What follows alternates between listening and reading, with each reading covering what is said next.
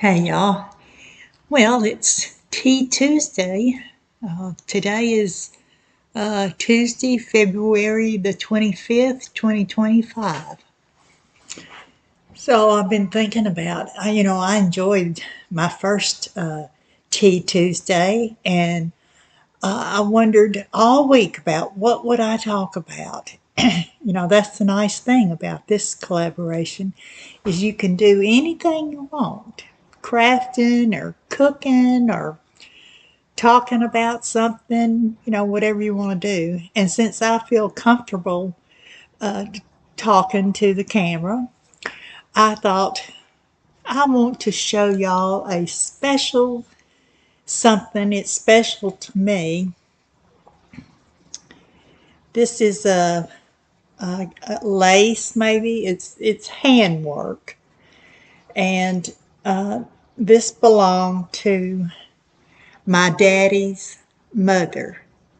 Now she made this, and you can see the thread that she was using to make it.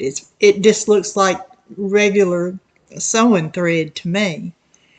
And if I can get it up really close so that you can see, and it's this very long piece here. I have no idea what she was going to make with it. Was she going to put it on a dress for a long collar? Was she gonna, was she making some kind of tablecloth, or I really don't know. And and for those that don't know, my father's parents died when he was 2.5. They died in 1919 at the end of the influenza epidemic, and they died within 6 days of each other. So of course I didn't get to know them, and of course Daddy didn't get to know them. But over the years, I guess since I was about 10 years old, I would ask Daddy about his family. We had come back from Texas, visiting my mother's family. That my mother was born and raised in Texas. And we came back and we were sitting at the supper table, and I asked Daddy about his family. I said, "Why don't we ever see your family?" And he said, "Well, I don't have any." Well, even at 10 years old, I knew everybody had a mama and a daddy and siblings and that sort of thing. And he told me that his parents had died when he was 2.5, and he had a little sister. She was about 2.5 years younger than he was. She was born shortly before my grandmother died. Well, over the years, I just had more and more questions.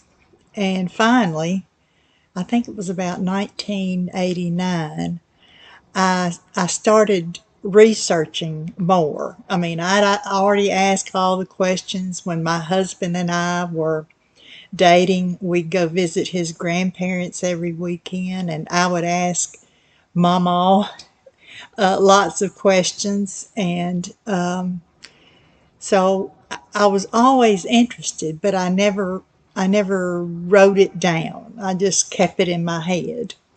So finally, I decided that I wanted to, really research.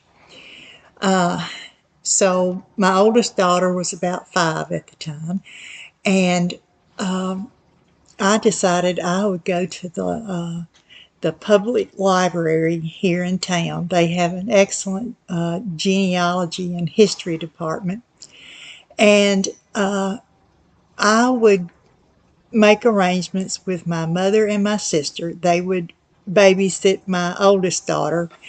She would stay at my mother's for 3 or 4 hours, and then she'd walk the path over to my sister's house and stay over there. And I would borrow Mama and Daddy's car, because at the time my husband and I just had the one car, and I'd always put gas in it.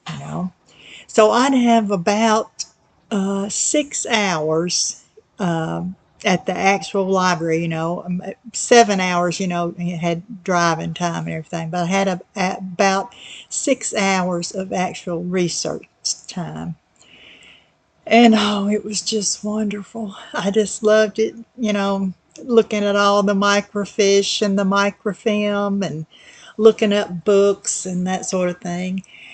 And because I enjoy talking and being around people, I did interviews. I interviewed my parents, and I was able to interview some of my uncles.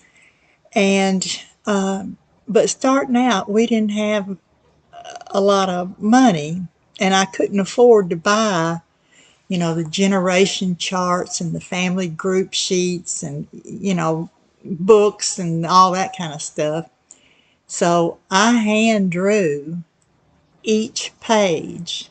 And as an example, I had this 5 generation chart, and I would draw these by hand with a ruler and a pencil on some, copy paper.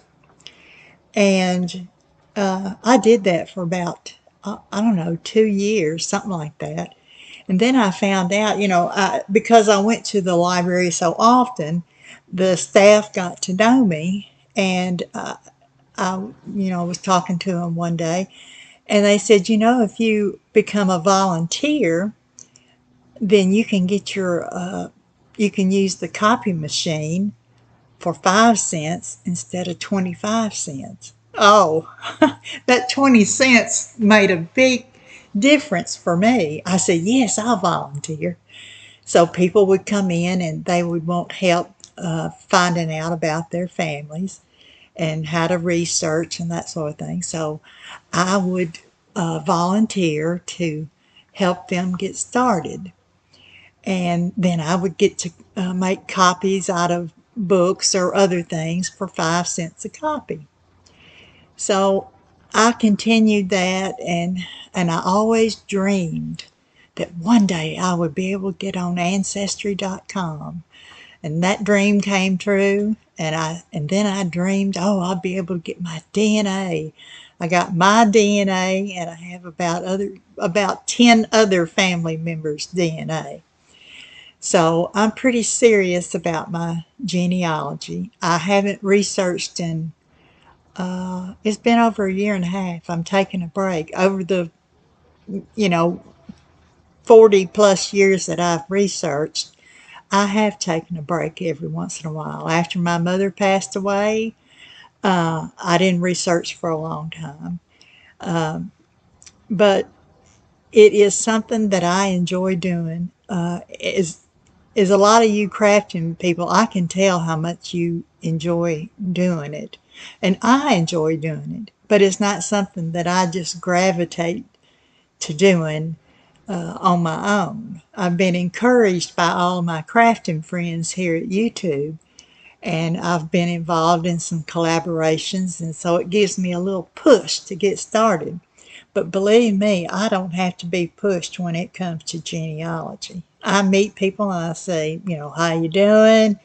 They say their last name, and I'll go, oh, where are you from? Where did you grow up? Where are your parents from? I'm just a nosy Rosie.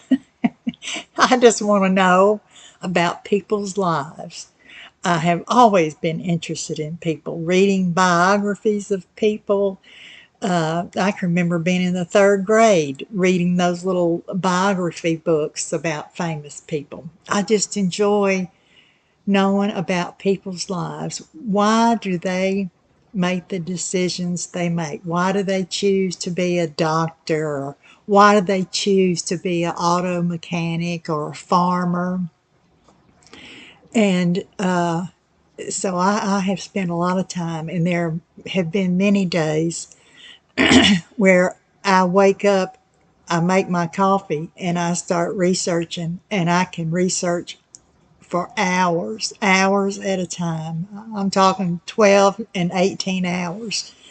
And and that's what I was doing. I was every day, my stomach would be rumbling, and I'd say, "Oh, I think maybe I need to eat," and I would just make something quick.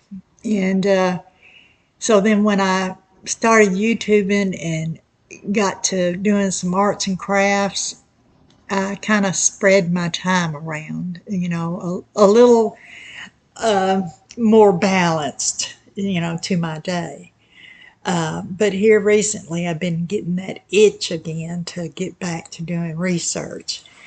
And I would like to show you another chart. I may have to scoot back here. Now, this chart, that was the 5 generation. That would be you, your grandparents, great grandparents, great great grandparents. Now, this one is a 15 generation chart. And this is just your grandparents. This is not aunts, uncles, cousins. These are your direct ancestors. You see, it's very large. And it's on the back also.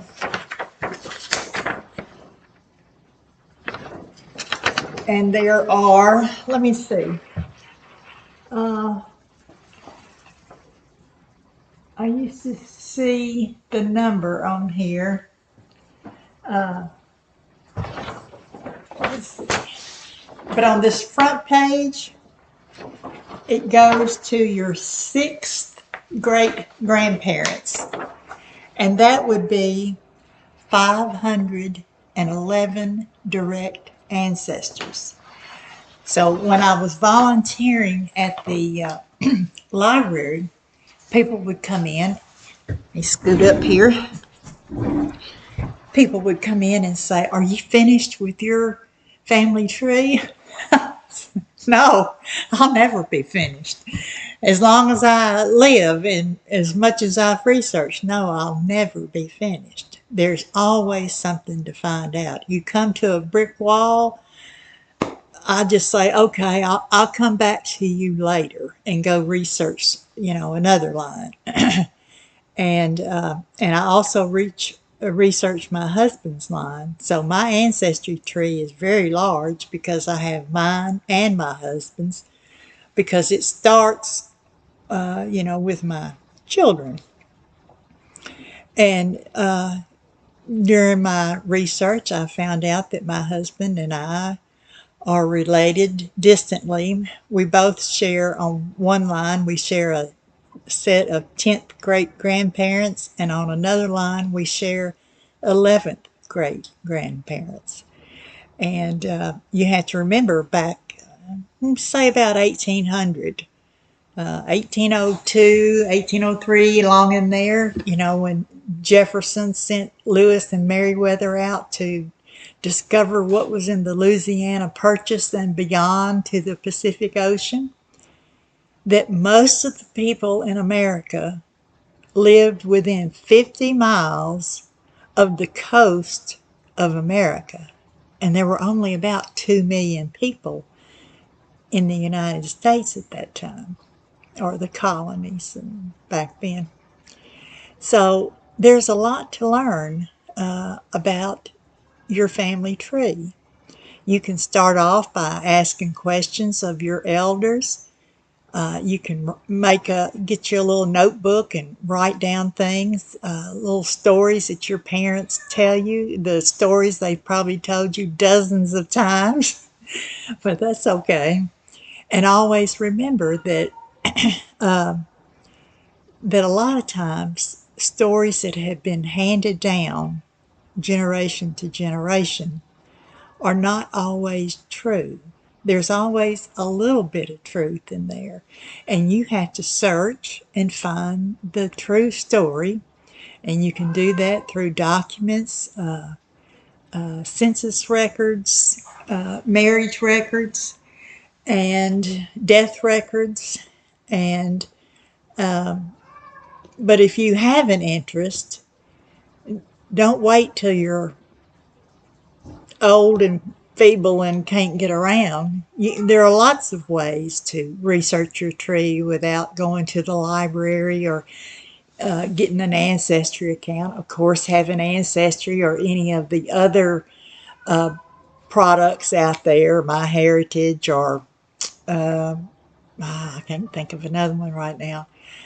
Any of those you can use, but you don't have to have those to research your family tree. Always start with yourself, your parents, your grandparents, and a lot of people don't even know the names of their grandparents. They just call them Mama or Granny or Nana or whatever name has been chosen. But you need to find out the full name. Women, you always research using their maiden name. You never put their married name, like on these generation charts. It's always the maiden name. And of course, it makes it harder to find women because of the maiden name. And there's just all kinds of things. I've been thinking maybe I should do a little, I don't know, a genealogy videos, simple, because there's lots of videos on YouTube about genealogy and researching your family.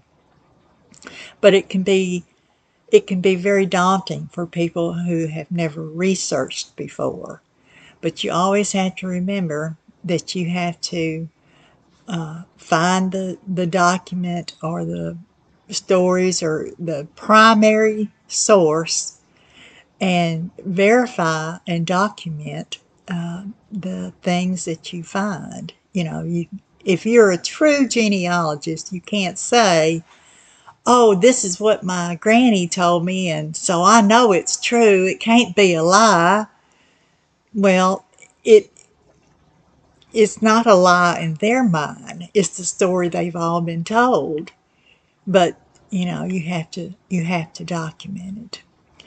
So, and I guess that's all. I should drink some of my. Well, it's coffee. I drink coffee. I rarely drink hot tea.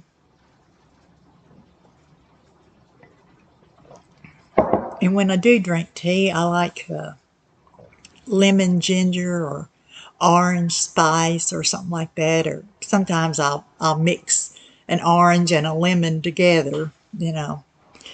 But I enjoy just sitting here talking to y'all.